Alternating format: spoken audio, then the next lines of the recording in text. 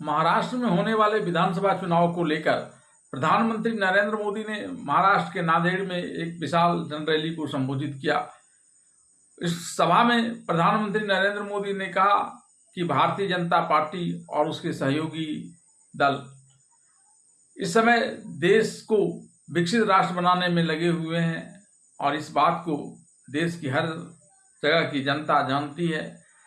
महाराष्ट्र की जनता भी जानती है कि देश को विकसित राष्ट्र बनाने के लिए भारतीय जनता पार्टी और महायुति गठबंधन किस प्रकार जी जान से लगी हुई है और यही कारण है कि भारतीय जनता पार्टी को लगातार जीत मिलती चली जा रही है।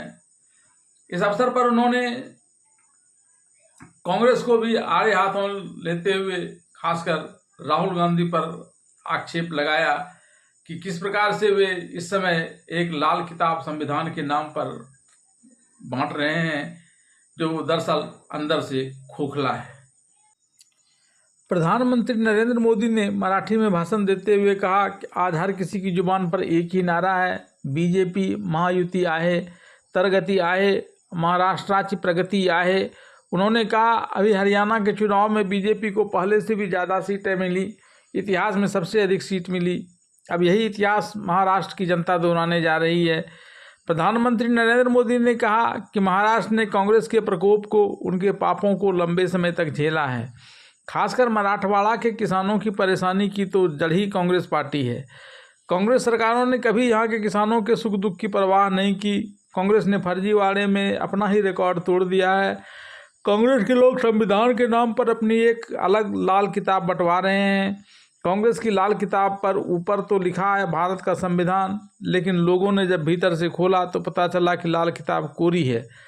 संविधान के नाम पर लाल किताब छपवाना, उसमें से संविधान के शब्दों को हटाना, ये संविधान की ख़त्म करने की कांग्रेस की पुरानी सोच का नमूना है।